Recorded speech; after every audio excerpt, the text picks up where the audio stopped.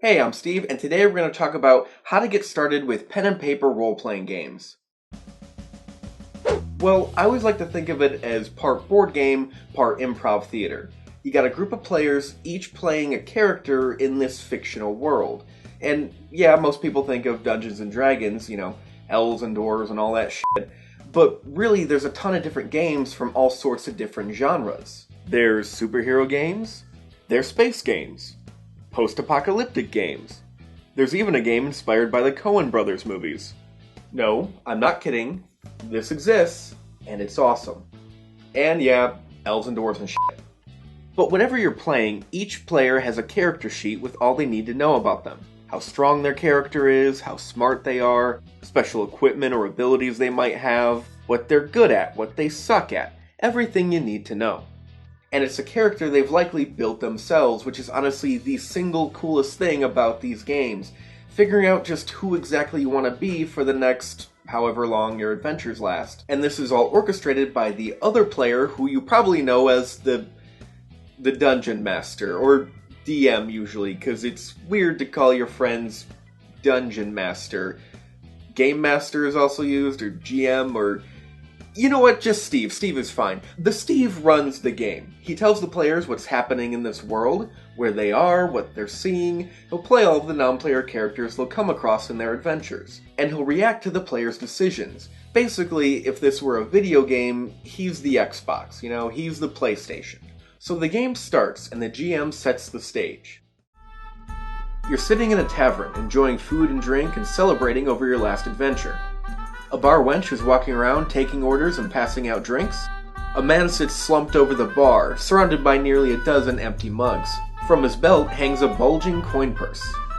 In the corner, there's a table full of gamblers, and their game is getting louder and more rowdy with each passing minute.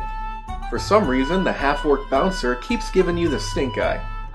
And finally, the GM turns to the players and says, "Alright, what do you want to do?" A player might say, "I'm picking that drunk's pocket." "I'm hitting on the bar wench. I want to slowly make my way over towards that table of gamblers. Just close enough that if a fight breaks out, I can make sure no one gets hurt. I want to draw my bow and shoot that bouncer in his smug fucking face." Giving me the stank eye. And then all the other players yell at you for making them accomplices to murder within the first 10 minutes. I'd say that's a new record, but it's not. And the GM will tell the players what they need to do in order to make that happen.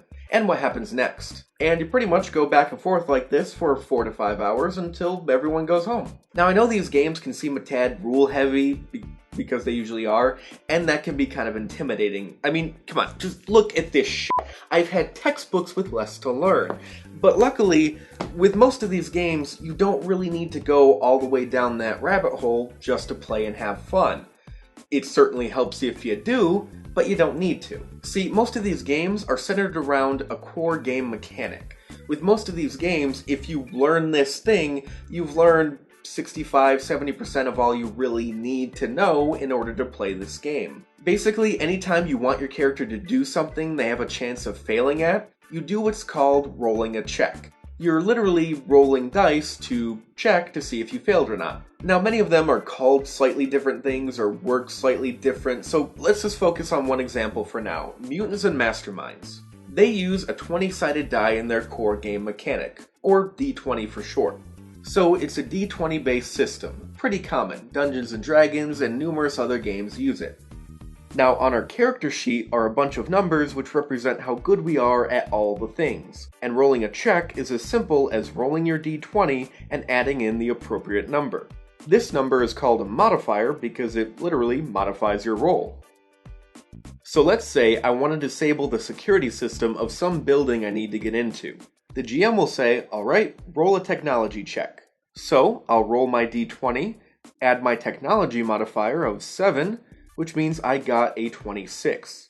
The GM will then compare that number to a number which represents how difficult this task is, and then tell me what happens next.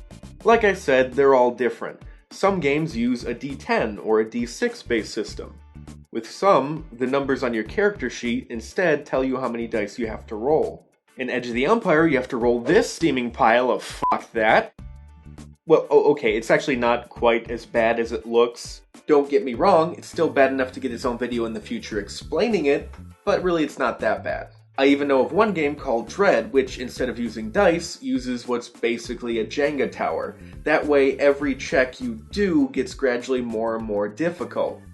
But whatever you're playing, just learn the core game mechanic, and then whatever combat rules are there, and that's pretty much all you need to know. Sure, it's more complicated than learning, say, Monopoly or Scrabble or Clue or whatever, but really it's usually not so bad to where most people should feel scared away from playing these. So, how to get started? Well, you could just jump right in, buy a game and play it.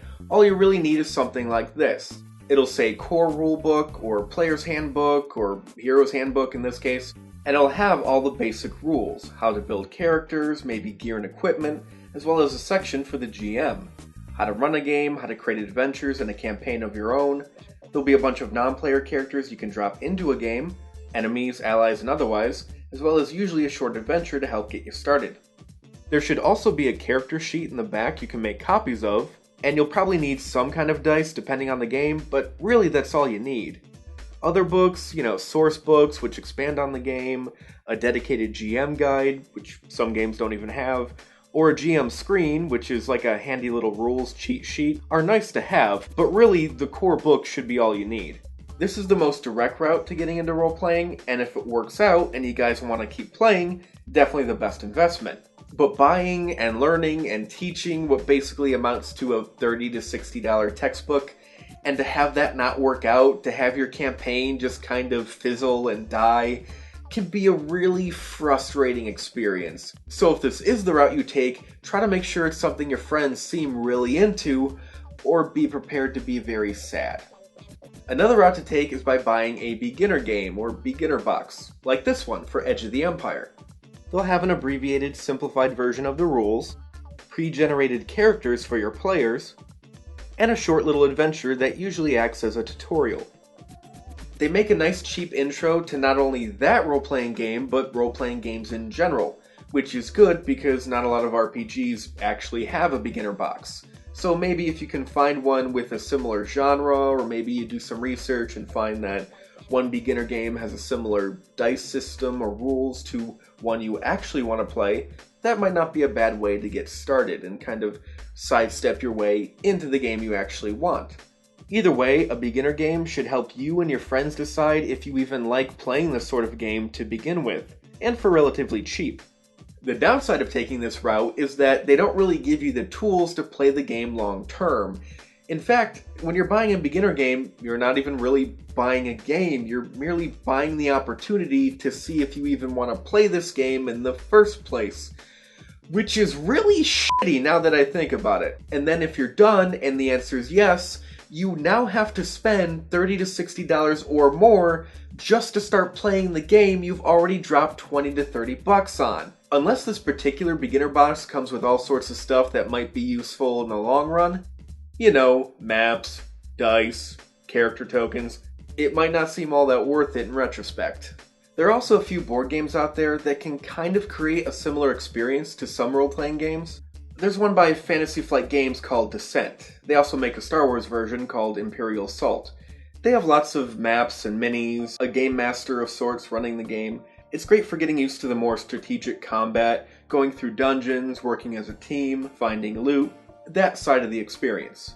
However, they have very little in the way of role-playing, actually making decisions and playing a character, acting how they might act. You certainly can, but that's not really what those games are about.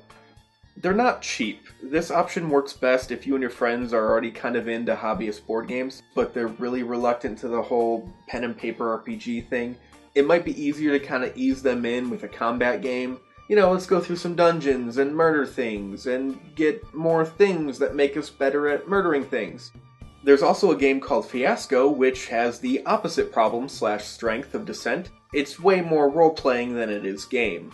A bit closer to something you might do in your high school theater class, but pretty good practice for the role-playing aspect of role-playing games. Whatever your route, if you do decide to buy a full game, make sure it's one you and your friends are really interested in. It can be hard enough to get a group of players together on a semi-regular basis to play a game they're actually really excited about, let alone that Western that you really love and you can't wait to show your friends, but they really don't give a shit. An RPG based off a known property is not a bad idea. Not only are people more likely to want to play, let's say, a Star Wars game over random sci-fi property number 7, but they're likely to know and understand the world better. They'll want to visit places or meet characters they recognize, and probably try to kill them. But anyway, the easier to reel your players in, the better. Plus, you'll have a wealth of extra information and media to help build and supplement your campaign with. It's a hell of a lot easier to get your friends excited about a game that has its own soundtrack. And that's basically it. I mean, yeah, RPGs are huge, and I've barely scratched the surface. I mean, I haven't actually even talked about role-playing all that much, have I? That's definitely going to get its own video, and I'll do more videos on these in general, but for now, you should know pretty much all you need to get started. And if you have any questions or comments, or want to hear more about an RPG I've talked about today, please leave a response below.